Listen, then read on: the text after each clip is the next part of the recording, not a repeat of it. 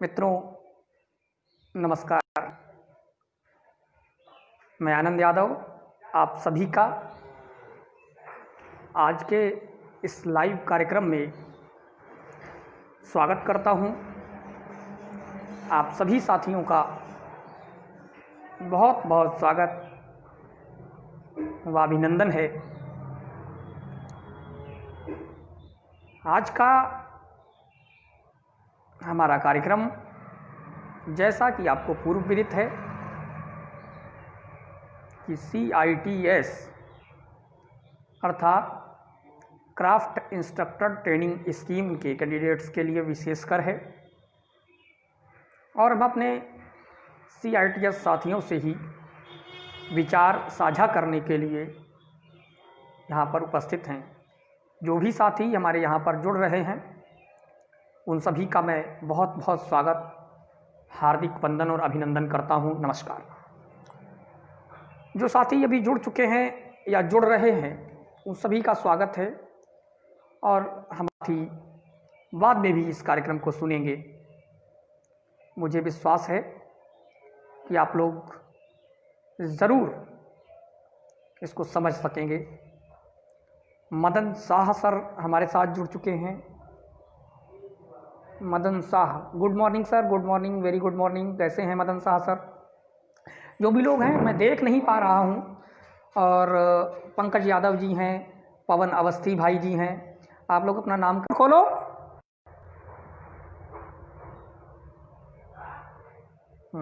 ठीक है। किन्हीं कारणों से नेटवर्क कंजक्शन की वजह से थोड़ा सा दिक्कत हुई। पवन अवस्थी जी, पंकज यादव जी, मदन शाह जी, आप सभी का बहुत बहुत स्वागत। जो भी साथी हैं कृपया धैर्य बनाए रखें। हो सकता है नेटवर्क कंजक्शन की वजह से एक बार फिर ऐसी दिक्कत सामने आए। तो जैसा कि आपको पूर्व विदित है, पता है कि पिछले दिनों करीब 1.5 महीने पहले, 2 महीने पहले हमने आपके साथ अगस्त माह में एक वीडियो साझा की थी। आपको अच्छे से ध्यान होगा। इस पर हमने आपसे एक ही रिक्वेस्ट की कि क्राफ्ट इंस्ट्रक्टर ट्रेनिंग स्कीम के हमारे जितने भी साथी लोग हैं वह अपने अधिकारों को, अपने राइट्स को पहचाने, उनकी रक्षा के लिए जागरूक हों, अवेयर हों, और एक अनुदेशक होने के नाते आपका ये कर्तव्य बनता है, आपकी कर्तव्य परायणता है कि आप उनकी रक्षा के लिए कृत संकल्पित हों। आपको एकजुट होना पड़ेगा। मैं संदेश को बहुत लंबा ना करके सीधे पॉइंट पर आना चाहता हूं, क्योंकि साथी लोग अभी जुड़ रहे हैं लगातार, वो बाद में भी जुड़ेंगे, और ये वीडियो मैं लगातार लाइव के बाद भी इस पर रहने दूंगा ताकि आप लोग बाद में भी सुन सकेंगे। मेरा आप सभी से अनुरोध है कि इस वीडियो को जितने भी अपने CITS संबंधित ग्रुप हैं, ATI से संबंधित ग्रुप हैं, सभी ग्रुप्स में, सभी व्हाट्सएप ग्रुप में, फेसबुक पर और अपने संबंधित प्लेटफॉर्म्स के माध्यम से ज़रूर साझा कर दें, क्योंकि बहुत आवश्यक है, बहुत अनिवार्य है कि हम सब एकजुट हों। जब तक हम एकजुट नहीं होंगे तब तक हमारे अधिकारों पर लोग डाका डालते रहेंगे और हम इसी प्रकार से दर बदर भटकने को मजबूर होंगे। साथियों, आपको पता है पिछले संदेश में मैंने आपसे एक अनुरोध किया था कि आप लोग अपने CITS के प्रमाण पत्र, CITS का सर्टिफिकेट किसी भी प्रबंध तंत्र को सिर्फ लालच में आकर के ना दें कि वह आपसे कह दे कि एक्सपीरियंस हम दे देंगे और फ्री में आपका प्रमाण पत्र लेना चाहता हो। ऐसा कदापि ना करें, या चंद कुछ रुपयों की वजह से आप अपनी की हुई जिंदगी भर की कमाई, जो आपकी CITS का प्रमाण पत्र है, उसको आप बांट देते हैं और इन प्राइवेट प्रबंध तंत्र वालों को दे देते हैं। क्योंकि गवर्नमेंट का निर्देश है, DGT का निर्देश है, प्रशिक्षण महानिदेशालय, director general of training new Delhi से ये निर्देश है कि CITS का कैंडिडेट होना अनिवार्य है। इसके आधार पर इनकी रैंकिंग की जाएगी, इनके मानक चेक किए जाएंगे। पिछले वीडियो में मैंने आपसे ये अनुरोध किया था और आप लोगों ने बहुत हद तक मेरे अनुरोध को माना, इसलिए मैं आपका फिर से एक बार धन्यवाद व्यक्त करता हूँ। आप लोगों ने अपने प्रमाण पत्रों को नहीं दिया, लालच में नहीं आए, एक्सपीरियंस के नाम पर मत लूटिए। फ्री में प्रमाण पत्र मत दीजिए। मैंने देखा कि आप लोग फ्री में प्रमाण पत्र दे देते हैं। अरे भाई, आप वहाँ जॉब करिए, उसको ज़रूरत है उस प्रबंध तंत्र को, तो आपको नौकरी देगा, आप वहाँ पढ़ाएंगे, आपका प्रमाण पत्र लगेगा और उसके बदले आपको एक मुफ्त राशि मिलेगी, आपका मानदेय मिलेगा, जो कि भारत सरकार की तरफ से, डीजीटी की तरफ से निर्धारित किया जा चुका है कि रेगुलर कैंडिडेट का 2/3 होना चाहिए। आज उसी का असर है कि ये सभी प्रबंध तंत्र, जब इनसे कहा गया कि आप पोर्टल पर डाटा अपडेट कीजिए, तो ये पोर्टल पर डाटा अपडेट नहीं कर पाए। कारण ये था क्योंकि इनके पास CITS के कैंडिडेट ही नहीं थे।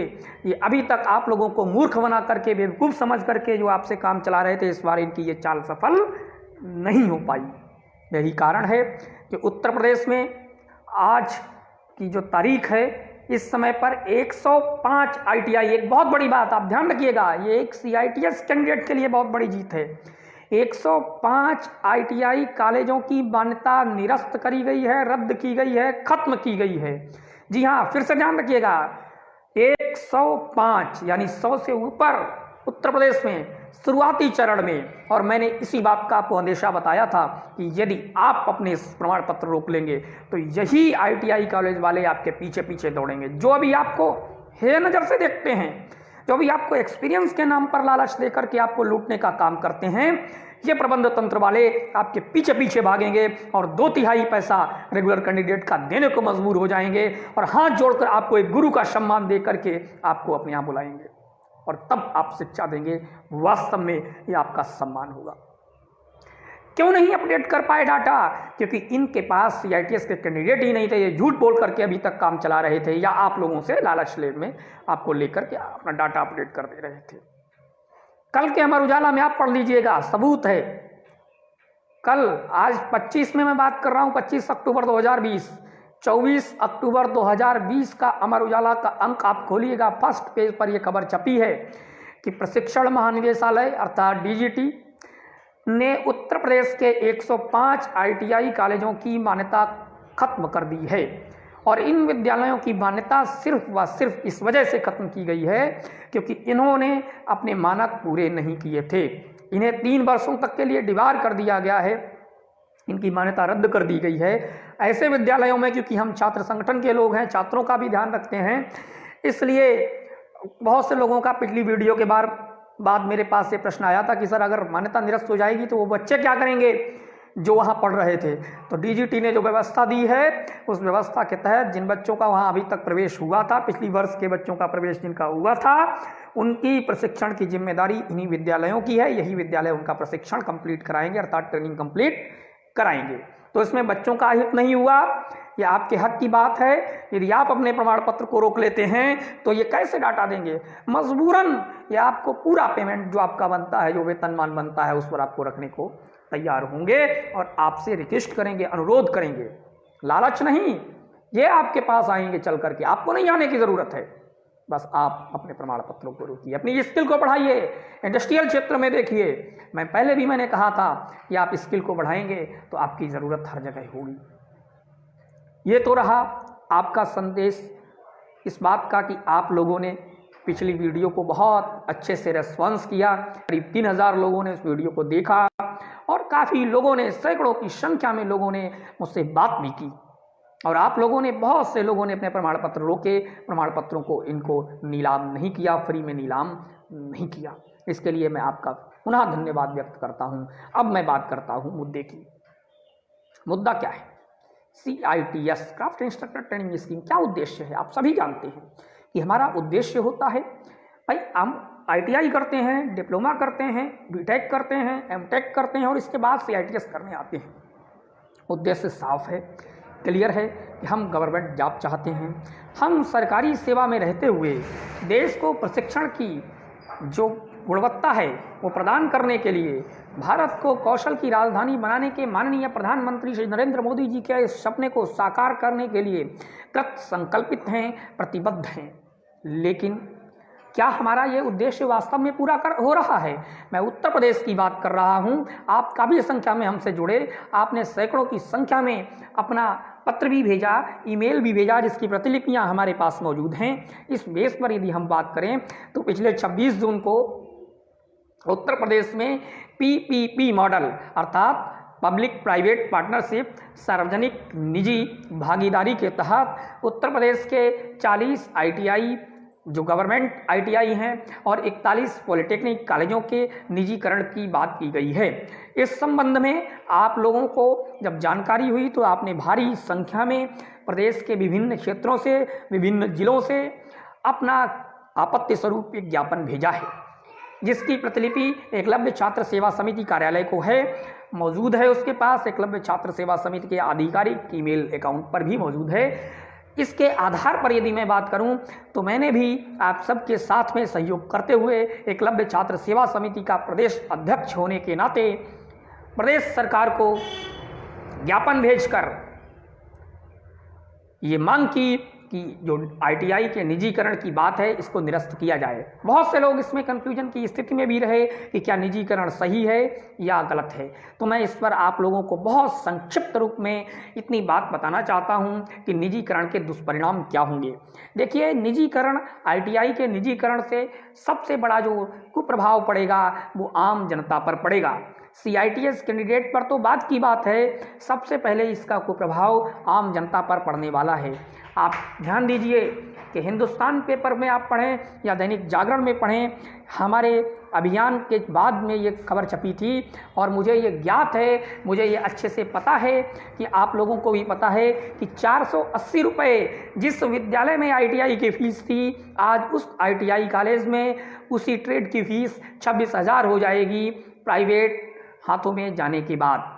इसी प्रकार से पॉलिटेक्निक की जो 10,000 से 11,000 के करीब फीस है, ये करीब 1 लाख के करीब फीस पहुंच जाएगी।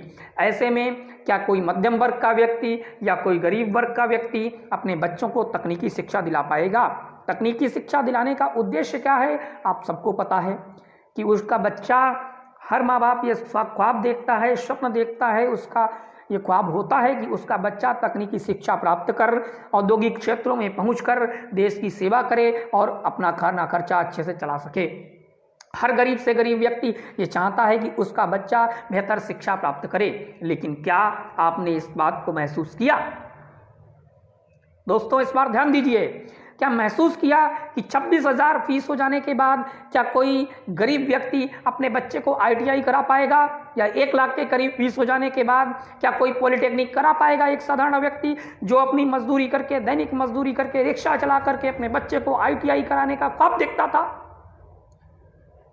सबसे बड़ा फर्क यहां पर पड़ेगा कि जब राजकीय विद्यालय है, जब सरकारी सुविधाओं से लैस विद्यालय है, जब सरकार ने उसको निर्मित कराया तो उसको प्राइवेट संस्थानों को देने की आखिर क्या नौबत आन पड़ी? पहली चीज, यदि प्राइवेट कंपनी वो विद्यालय को संचालित करेगी तो प्राइवेट फीस लेगी, ऐसा उसमें लिखा हुआ है इनके EOI में, क्योंकि कुछ % सीटों पर गवर्नमेंट फीस होगी।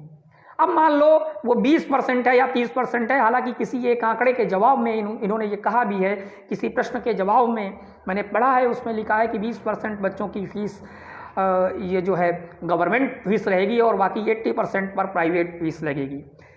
चलिए 20 का 30 हो सकता है, ये अलग चीज़ है, मैं उसको क्लियर अभी नहीं कर सकता, आधिकारिक जानकारी मेरे पास उसकी नहीं, इसलिए मान लो 30% भी है तो एक ही विद्यालय में एक बच्चा सरकारी फीस पर और उसी विद्यालय में एक बच्चा प्राइवेट फीस पर पढ़ेगा। क्या ये समानता के अधिकार का हनन नहीं है? बिल्कुल, इससे शिक्षा के समानता के अधिकार का मुद्दा बनता है कि ये शिक्षा के समानता के अधिकार का हनन होगा। एक ही सरकारी संस्थान में कोई सरकारी फीस पर पढ़ेगा तो कोई प्राइवेट फीस पर पढ़ेगा। सबसे बड़ी जो चोट पड़ेगी वो जेब पर पड़ेगी एक गरीब व्यक्ति के। दूसरी चीज, CITS का कैंडिडेट, क्योंकि जब B.Ed आदमी करता है तो वो इसीलिए करता है कि वो B.Ed करने के बाद गवर्नमेंट जॉब पालेगा। 69,000 भर्ती आई, उसमें लोगों ने अपना आवेदन किया। इस प्रकार से B.Ed जो करेगा वो TGT PGT के लिए अपना आवेदन कर सकेगा, लेकिन CITS का कैंडिडेट कहाँ जाएगा? जिस प्रकार B.Ed जरूरी है इसी प्रकार से CITS जरूरी होना चाहिए तकनीकी संस्थानों में, ITI कॉलेजों में। तो CITS का व्यक्ति जाएगा कहाँ? इसके हक के लिए मान लो निजीकरण लागू हो जाता है तो इन्हीं विद्यालयों को एक कंपनी के हाथ में सौंप दिया जाएगा और वो कंपनी प्राइवेट स्टाफ रखेगी, जिसमें आप एक अनुदेशक होंगे तो आप प्राइवेट कंपनी के नौकर होंगे। फिर प्राइवेट कंपनी आपको अपने हिसाब से पैसा देगी, जैसा कि अभी चला आ रहा है प्राइवेट इंस्टीट्यूट में कि आपको वो 8,000 से 10,000 रुपये में पढ़वाते हैं। ठीक इसी प्रकार से मैं बता रहा हूँ कि ये मॉडल लागू हो जाने पर आपको प्राइवेट तौर पर पढ़ाना होगा। मान लो वो कंपनी सरकारी मानकों का पालन करते हुए ये कागजों में दिखा सकती है कि आपको उचित पैसा दिया जा रहा है, लेकिन मेरे ये संज्ञान में है कि अभी जो प्राइवेट प्रबंध तंत्र हैं वो पूरा पैसा देने के बाद, जैसे मानो कि उनके अकाउंट पर 20,000 डाला गया तो उनसे आपसे तय कर लिया जाएगा कि 12,000 रुपया आप बैक करेंगे, उनको 8,000 में आप पढ़ाएंगे, लेकिन उनकी मजबूरी है इसलिए 20,000 डालेंगे। तो ऐसी व्यवस्थाएँ आपके सामने आएंगी। पहली चीज़, आप प्राइवेट पढ़ाने को मजबूर होंगे, प्राइवेट कंपनियों के शोषण पर मजबूर हो जाएंगे। और दूसरी चीज़ ये है कि मान लो वो कंपनी 5 वर्ष के लिए या 10 वर्ष के लिए उसको कॉन्ट्रैक्ट मिलता है, यदि कॉन्ट्रैक्ट ख़त्म हो जाता है सरकार से तो फिर आप कहाँ जाएंगे? आप सिक्योरिटी के लिए आपने CITS किया था, एक सिक्योरिटी की है फ्यूचर सेव के लिए कि हमारा भविष्य सुरक्षित रहेगा, हम संरक्षित रहेंगे, इसलिए आपने वहाँ पर जॉब किया था, CITS की ट्रेनिंग की थी। लेकिन 5 वर्ष बाद यदि कंपनी का प्राइवेट ठेका खत्म हो जाएगा फिर आप बाहर हो जाएंगे कि नहीं? क्या इसकी जवाबदेही कोई दे पाएगा? कि फिर आप क्या करेंगे? आपकी उम्र मान लो ओवर एज होने से 2-3 वर्ष पहले आपने ज्वाइन किया था, लेकिन 5 वर्ष बाद आप ओवर एज हो गए, अब तो आपको कोई भी नहीं लेगा, आप कहाँ अब जाएंगे? ऐसी स्थिति में हमारे CITS के हकों पर ये मुझे लगता है कि प्रहार है। और इसका मैं जिक्र आपको करना चाहता हूं कि वर्ष 2016 में ध्यान दीजिएगा कि वर्ष 2016 में राजस्थान में CITS, माफ़ कीजिएगा, वर्ष 2016 में राजस्थान में ITI कॉलेजों में या पॉलिटेक्निक कॉलेजों में, तकनीकी संस्थानों में, मेरे ख्याल से पॉलिटेक्निक कॉलेजों में यही PPP मॉडल लागू किया गया, निजीकरण लागू किया गया, जो फ्लॉप हुआ क्योंकि वहाँ का युवा एकत्र हुआ, एकजुट हुआ और वो मामला कोर्ट तक भी पहुँचा। ऐसा समाचार पत्रों के माध्यम से मुझे ज्ञात हुआ है कि वर्ष 2006 में राजस्थान में इस निजीकरण के मॉडल को तकनीकी संस्थानों में, शिक्षण संस्थानों में लागू किया गया, जो वहाँ पर फ्लॉप हुआ, फेल हो गया। तो जब ये मॉडल पहले ही एक जगह ट्रायल में फेल हो चुका है, वहाँ के लोग कोर्ट भी गए थे, तो आखिर उत्तर प्रदेश में इसे लागू करने की आवश्यकता क्या है? हमने काफ़ी संख्या में आप सब लोगों ने साथ दे करके प्रदेश सरकार को अपना ज्ञापन भेजा। हमने भी माननीय जो आपके कौशल विकास मंत्री हैं उनको पत्र भेजा, माननीय मुख्यमंत्री जी की ID को, ईमेल ID को टैग किया गया, और जो अपर मुख्य सचिव जी ने, जिन्होंने इस हमारे मॉडल को लागू करने का अधिसूचना या विज्ञापन जारी किया था, उनको उसी ID पर आपत्तियां भेजी गईं। परंतु हमारी आपत्तियों पर कोई ध्यान न देते हुए सरकार ने इसको लागू करने के लिए अपने कदम लगातार आगे बढ़ा रही है। ऐसे में हमारा ये कर्तव्य बनता है कि हम अपने अधिकारों के संरक्षण के लिए, अपने मूल अधिकारों के लिए एकजुट होकर के साथ आएं। कोई इसमें यदि हम अपने अधिकारों के लिए आगे नहीं आ पाते तो आने वाला इतिहास हमको माफ़ नहीं करेगा, भविष्य की जो हमारी पीढ़ियां हैं वो हमको माफ़ नहीं करेंगी, क्योंकि आप अपने हक के लिए, अपने अधिकारों के लिए, अपने बच्चों के लिए आपको आगे आना ही होगा। इसके लिए आपने एकलव्य छात्र सेवा समिति द्वारा चलाई गई जो मुहिम का साथ दिया, इसका मैं आपको धन्यवाद व्यक्त करता हूं। एक जो आपका व्हाट्सएप ग्रुप है वाईकार्ड PPP मॉडल को लेकर, उसमें आप लोग जुड़े हुए हैं। जो लोग भी नहीं जुड़े हैं वो इस कमेंट बॉक्स में अपना मोबाइल नंबर, व्हाट्सएप नंबर साझा कर देंगे। इसमें हमारे जो तकनीकी सहायक हैं श्री विशाल बाबू जी, IT प्रभारी एकलव्य छात्र सेवा समिति, वो इसको मॉनिटर करेंगे आपके कमेंट्स को और आपको उस ग्रुप में जोड़ने का काम करेंगे ताकि आपको अपडेट मिलती रहे। तो 105 ITI की मान्यता निरस्त हुई, आपकी जीत है। ठीक इसी प्रकार से आपको PPP मॉडल रोकना है, जैसे राजस्थान में रोका गया, ये भी हम संभव कर पाएंगे। क्यों संभव नहीं कर सकते? जब अभी देखिए आप बिजली के निजीकरण की बात हुई, पूरा बिजली महकमा एक हो गया और पूरे प्रदेश में बिजली की त्राहिमाम होने लगी। 2 दिन के अंदर उनकी हड़ताल का संज्ञान लेते हुए निजीकरण को रोका गया। सरकार ने ये बात मानी, ये वो निजीकरण नहीं करेगी। उनको वक्त दिया गया सुधार करने का।